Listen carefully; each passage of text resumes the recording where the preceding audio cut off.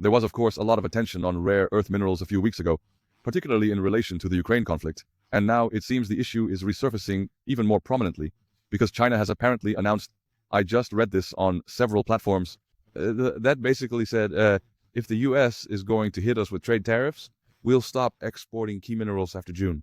According to several journalists, this could potentially trigger a major disruption, and honestly, I can imagine that being the case. Apparently, what I read earlier, I saw a graph on the BBC, shows that China controls about 90% of all rare earth minerals. Of course, they've been heavily importing from Africa, where they've built entire train stations, railways, and even infrastructure around ports, all at a massive scale, where they just get stuff out of the ground. And yes, that all goes through Chinese ports. It's like Holland cacao market ownership.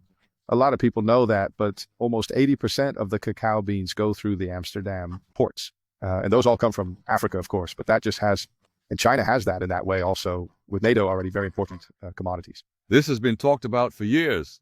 I spent some time in Africa myself, particularly in Rwanda, and we could already see years ago that the Chinese were everywhere, and not just for vacation. No, they're playing a long game here. They know exactly how crucial raw materials are, and they also understand how much is in Africa, but it's almost inaccessible due to various reasons. Just look at Congo. What's buried there is truly mind-blowing, and yet no one can get to it. Until, of course, you just send 5,000 Chinese workers over there, build a turnkey house, and bring in a massive bulldozer. Yeah, and often it plays out like this. They'll build the railways or a road, or even start with some vanity project that the local government wants. They rack up debts, which then become unsustainable because operations in Africa aren't exactly well managed. But let's leave it at that for now.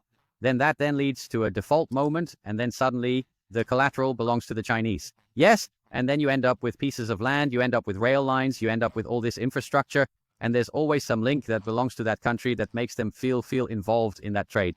But of course, there comes a time, just like actually happened in America, frankly, before they handed over the Panama Canal. There comes a time when such a country thinks of, yes, done, enough already, we feel we've more than repaid out of my country. You can see how America has dealt with this, for example, in the case of Panama, but also with a number of other major infrastructure projects. The Suez Canal is, of course, managed similarly. The Chinese have taken a good look at the West and their practices. Unfortunately, they haven't executed it well there. You can see that China is making similar mistakes. This also results in considerable resistance. And of course, there's the same issue in Nigeria with the pipeline. So it's not like we have clean hands here or that the Chinese have invented something completely new. But yes, you do need to maintain relationships. Especially, I don't know if you're thinking broadly enough, but it's about a cooperative mindset. How can I ultimately benefit the local ecosystem as well? But they're not doing that. It's all about me, and the rest can just deal with it. That's really the issue here. This has happened many times before, and it doesn't work. So you have to actively try to help the country develop as well. And the Chinese are doing that to some extent. Well, I think it really depends on the project and where they're involved, because there have been times when, especially in Africa, people were quite happy with the Chinese. On the other hand, discussions around this, as if that graph Roll just mentioned is accurate. They might have issues in some countries, but they have 90% of those resources. That's a fact. You can see it even relatively close to us. Last week in Suriname, they say, when you go to the embassy in the Netherlands, they welcome you with "Welcome to Suriname." Yes, then I think it's quite easy. You don't have to take that flight, and my passport doesn't have to be brought along. But they had then also about, oil, of course, Suriname found, about how much is going to Chinese companies, despite the fact that they have contracted BP to do the exploitation, while there is also a lot of expertise in the Netherlands and even Surinamese owners of Dutch companies. That part often gets glossed over because people don't really take the time to think it through. Like, hey, we actually need to involve those local players. And of course, it becomes even more complicated when countries want to remain independent from the Netherlands. Many of them have been looking to redefine or rebalance their relationship with the Netherlands for quite some time. But the ambassador also spoke in those terms, saying we need to reevaluate the relationship. But on the other hand, that also leads to a kind of thinking like, oh, this relationship is a bit tricky, or at least it's taking up a lot of my attention. Maybe I should just let someone else handle it for now. And who's always there? China, of course. They've positioned themselves very cleverly, almost like dangling a carrot in the form of a bag of money in front of every world leader who needs to get something done.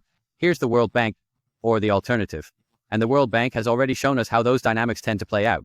Returning to the initial theme, if I am to trust those press releases, it appears that China has truly imposed restrictions on the export of raw materials to the United States.